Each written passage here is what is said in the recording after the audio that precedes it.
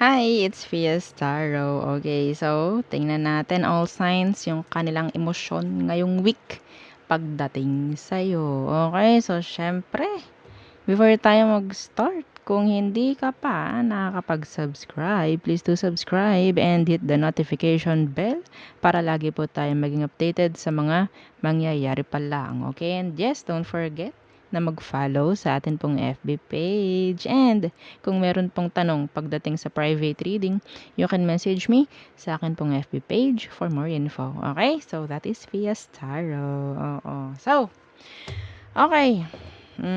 Let's start all signs. So, this is short. Okay? Short message lang. Kung ano bang meron, emosyon ni person sa'yo this coming week. Okay? So, let's start. Aries. Okay. So, ano bang meron? Ano bang meron? Anong emosyon ng taong to pagdating sa'yo? By next week. Okay. Open heart. So, receptive, empathy, vulnerable. Ooh. They're open. Okay. They're open. Anong meron?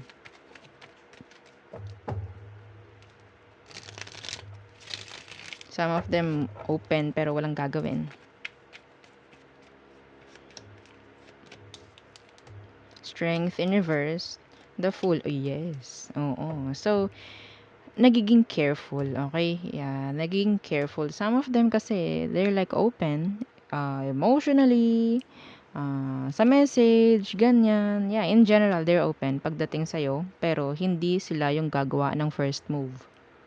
Why? Kasi may takot. May takot po itong taong ito na sumubok or mag-take risk pagdating sa sitwasyon nyo. Okay? Yeah. And see? The Three of Swords, the Two of Swords. Okay?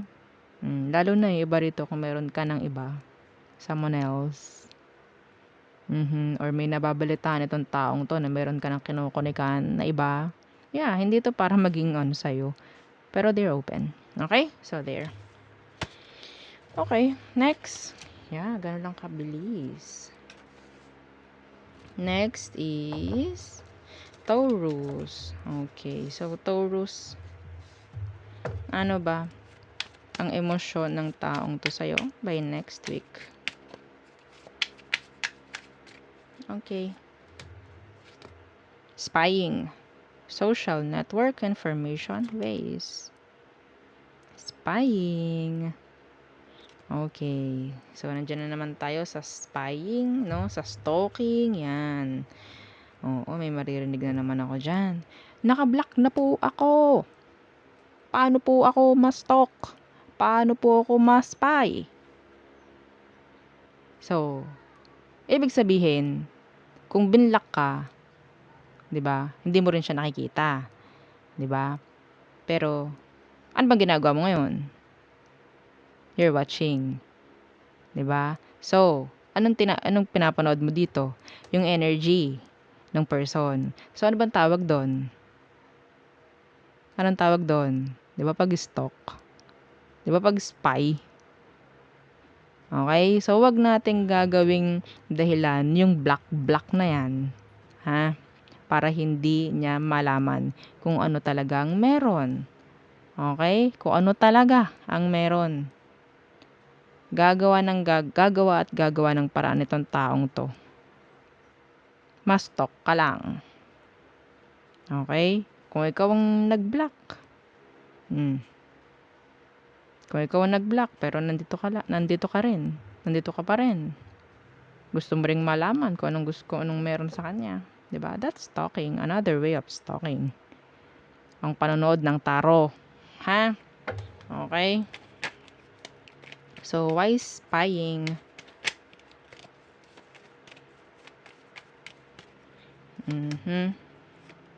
Pakikibalita kung kani-kanino. Yan, isa pa yun. Yeah, the Eight of Swords Universe, yes. Marami tong gustong malaman sa'yo. By next week, marami tong gustong malaman. Yeah, the Six of Coins. Kung kani-kanino yan hihingi ng information. Yes, kung kani-kanino. Pero makikita mo or mararamdaman mo wala siyang ginagawa. Ha? Naghihintay lang din 'to itong taong 'to na sabihin nating i-unblock mo, mga ganyan. Okay? Lahat ng puwedeng mangyari sa'yo by next week gusto niyan alam niya. Gusto niyan meron siyang idea. Okay? Na ang creepy 'no? Oo. Nung energy ng person mo. So yun, gano'n ang gagawin niya, gano'n ang emosyon ng taong 'to by next week pagdating sa'yo. Okay? So next is Gemini. Okay. So Gemini, anong emosyon ng taong 'to sa'yo by next week? Memories. Okay. So, syempre, reminiscing, dwelling, bittersweet. Okay. So, yeah. Maalala ka by next week nitong taong ito. Why memories? Why memories? Okay. Yeah, the moon. Oh, some of them, pwedeng lalabas ka pa sa panaginip. Yeah, the King of Swords universe. Okay. So, si King of Swords universe, pwedeng sabihin nating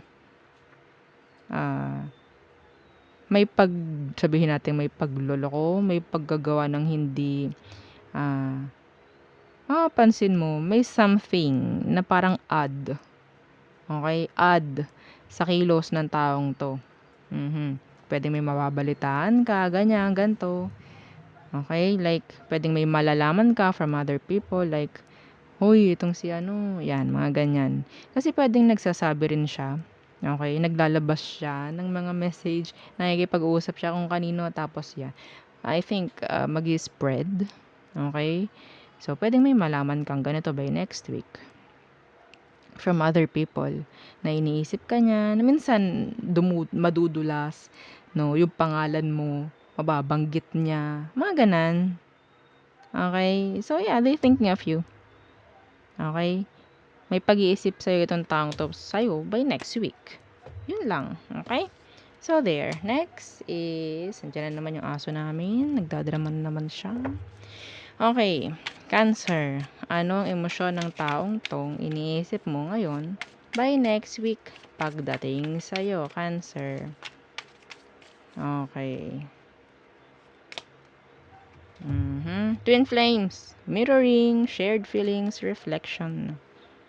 Okay. So, kung anong nararamdaman mo para sa kanya, yun din ang mararamdaman niya. Yeah, mirroring. Okay, why twin flames? So, nandun pa rin. Nararamdaman pa rin niya yung connection nyo. Ha? Yeah, the 6 of coins. Yeah, and the 3 of swords. Yeah. Gusto pa rin ito na magkaroon kayo ng pagbabalikan. Okay? Gustong-gusto nito na balikan yung connection nyo. Gustong-gusto nito na humingi ng another chance with you, makipag-ayos. Some of them gusto long term. Okay, magbigay again ng another like offer. Okay, of another a new beginning, mga ganyan. Okay? So, yeah. So, siguro may energy si person mo by next week na makipag-ayos. Kung ikaw, Cancer, gusto mong maging okay kayo, ganun din siya. Okay? Yeah, yun lang. So, there. Next is Leo. Okay. Oops. Okay, Leo placements. Anong meron sa emosyon ng taong to by next week pagdating sa'yo? May nag-flip. Okay, so attachments, influences, attachments, third parties, peers. Okay, Whoosh, whoosh, whoosh, whoosh, whoosh. Okay, why influences? Okay, why? What's with the influences for Leo? Okay, the Page of Cups in reverse and the Strength in reverse. So, makikitaan mo to ng coldness. Ha? Oo, coldness. Kahit sa intimacy, o sa mga ganang-ganan, no? Oo, yan. Mababawas-bawasan yan. I don't know. Ha? Nabanggit natin, may third parties dito. So, papalawakin natin ng third party. Pwedeng meron lang makakadistract by next week sa inyong relationship. Okay? So, pwedeng person, pwedeng family, pwedeng work, pwedeng hobby niya, or whatsoever, friends, colleagues, mga ganyan. Okay? So, may distraction pagdating sa ayun yung connection by next week. Okay? Kung kayo naman ay sabihin nating talagang mayroon ng separation dito, well, hindi ka makakarinig from this person. Okay? Ganun lamang. Okay? So, there. Okay, hang on. Okay, so, next is Virgo. Okay, so Virgo. Anong emosyon niya sa'yo by next week? Okay, anong emosyon ng taong to sa'yo by next week? Anong meron? Soulmates, deep love, unity, connection. Okay, so, yeah. Tingnan natin. Why soulmates? They still feel the connection, I guess. Okay, they still feel the connection. Some of you attracted pa sila sa'yo physically. The Two of Swords. Yeah, and the yes, and the Seven of Coins. Some of them, meron ditong Page of Swords, Universe. So this is an energy of stalking. Okay, so nandun pa rin tong taong to na parang may paghihintay pero ina-avoid ka. Okay, merong limit pagdating sa pag gusto niya sa'yo. Yes, gusto ka pa nito pero ina-avoid niya. Okay, ina-avoid niya yung sarili niya na parang parang naka-invest pa rin kasi siya still waiting, parang ganyan, pero ina-avoid na niya yun. So siguro nilalabanan niya yung connection. Okay, nilalabanan ng taong to. May pag-i-stalk, yeah. Well, naramdaman pa rin kasi niya totally talaga actually yung inyong connection, kahit sabihin yung matagal na, meron pa rin. Okay? Yeah, this is a strong connection soulmate. Okay, a strong connection. Okay, next is Libra. Okay. So, Libra placements. Anong emosyon ni person mo by next week? Pagdating sa'yo. Anong emosyon niya? Anong emosyon ng taong to? Oops. Twin flame. Meron nakakuha nito kanina. I don't know. Parang sino nga ba? Si Leo ata. I don't know. Okay, twin flame. So, mirroring, shared feelings, and reflection. Okay, ang dami ngayon na ganyan ang energy. Why? Ano tong twin flames? For Libra, Justice in reverse, and the Sun in reverse. The Two of Wands. Some of you still para siyang nasa crossroads itong taong to. Okay, like kailangan ko tong alisan, kailangan ko tong layuan dahil hindi dapat. Pero they still feel the connection. Okay, they still feel the connection. Yeah. Mas pipiliin nito na magkaroon ng panibago sa kanyang buhay. Okay, in general, ha? Kesa, I don't know, some of you kasi, excuse me, may situation. Okay? May situation. Specific. Kaya, sabihin natin itong taong to is unsure or confused na, pero still, naramdaman pa rin nila totally yung inyong connection. Okay? Malabo. Like, sobrang confused itong taong to by next week. Confused. So, there. Hirap nun. Okay. Next is Scorpio. Okay. So, Scorpio. Bakit ganito? Bali-baliktad. Okay. Scorpio. Ay, talaga naman. Okay, so binigay na. So, conflict, clashing, differences, incompatibility. So, there's conflict by next week. Okay. Why? Why conflict for Scorpios?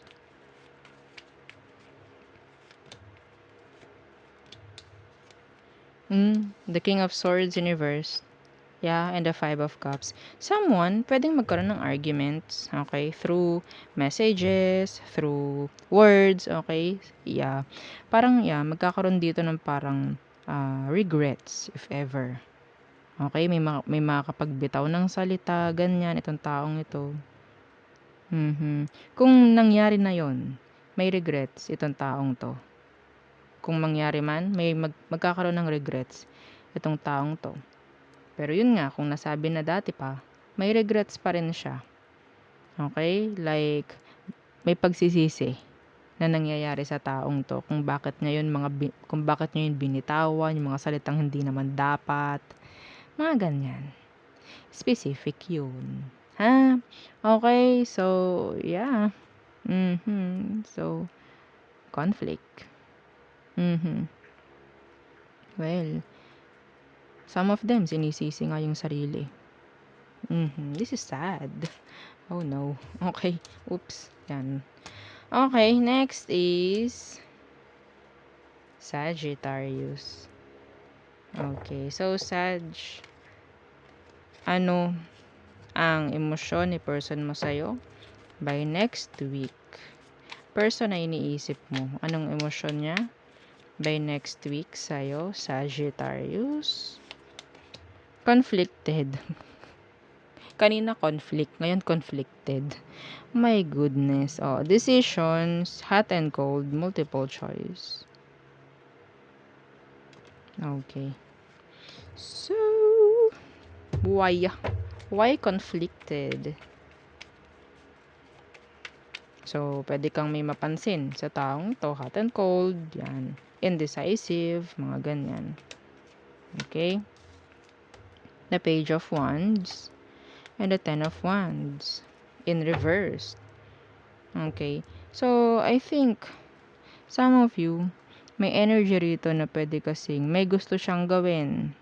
Pero, andito yung energy na there is no cooperation by next week. Okay, no cooperation by next week. Kasi parang, ang feeling niya, hindi mo siya masuportahan sa mga gusto. Okay, so, may chance na dumating sa punto na parang maumay, no? Itong taong to pagdating sa'yo. I don't know kung ano bang gusto nitong taong to.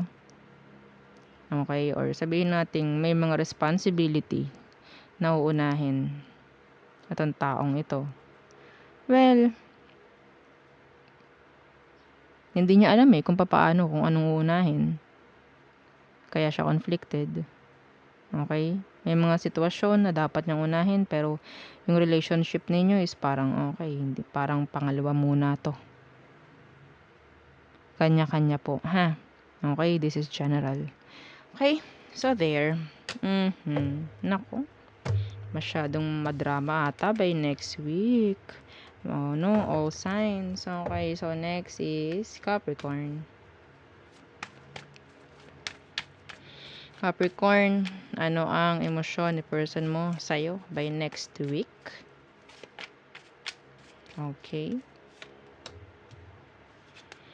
Perspective. Better off. Happiness. Clear head space.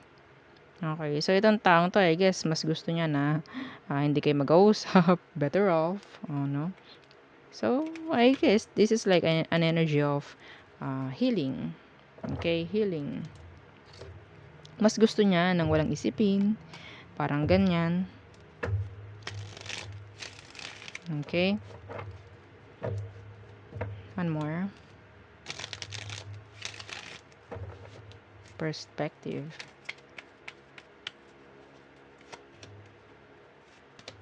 Okay. Death in reverse. Yeah, Four of Cups.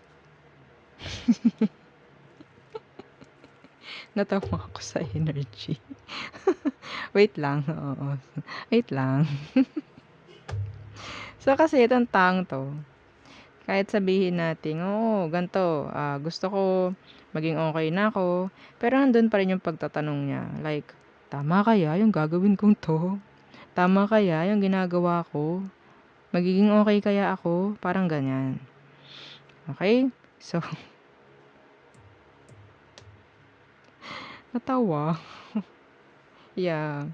Well, siguro itong taong 'to gusto lang din niya na maging okey siya, pero yun nga, may doubt pa rin sa sarili. May doubt sa magiging resulta. Siguro, ah, isa kang malaking parte ng buhay o sa buhay niya, isa kang malaking parte para sa kanya. So, kaya may ganito siya, like doubt, okey? May doubt itong taong 'to sa mga ginagawa niya. Kung iiwan ka niya totally, may doubt. May doubt siya. Death in reverse, this is something, energy of returning. Yeah, returning. Okay? Kaya siya ganito. Hindi malaman. Hindi malaman. Oo, gusto niya maging masaya pero parang hindi kanya kayang iwan. Hindi kanya kayang bitawan. Yes. Okay? Well, okay, next is Aqua. Okay. Aquarius.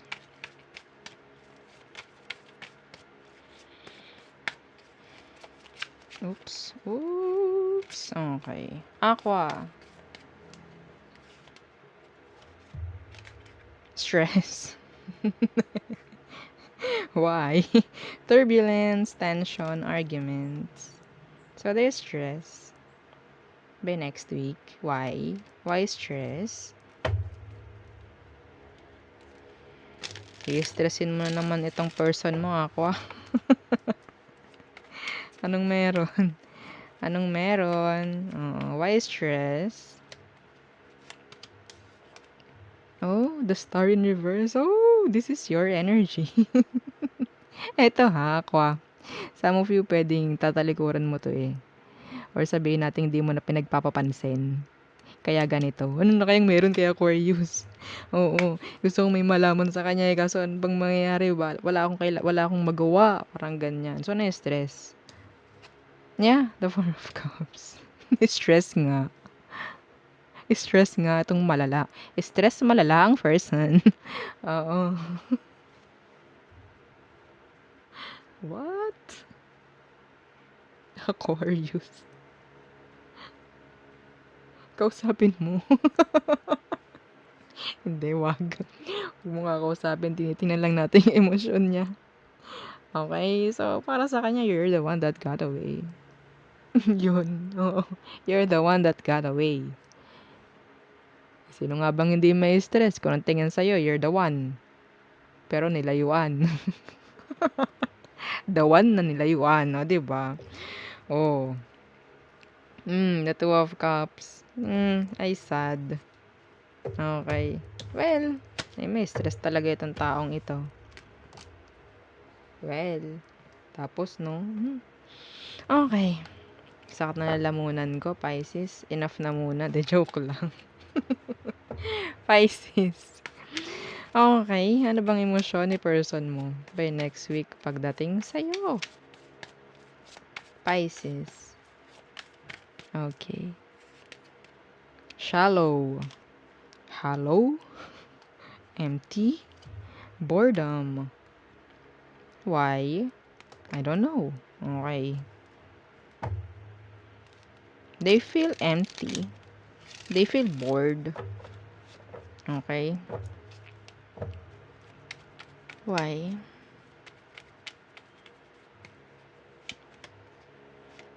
Yung iba sa inyo, pwedeng energy mo to. May bulong sa akin. Pwedeng energy po yan ni Pisces. Sorry. Pero, oo. Pero kung hindi, yeah, vice versa. Yeah, the Eight of Coins in reverse.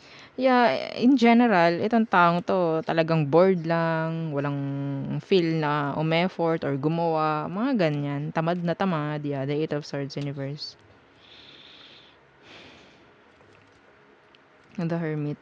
Actually, some of them, sabihin nating gusto kang makita, kaya buryong.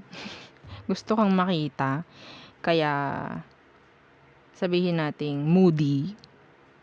Gusto ka lang makita.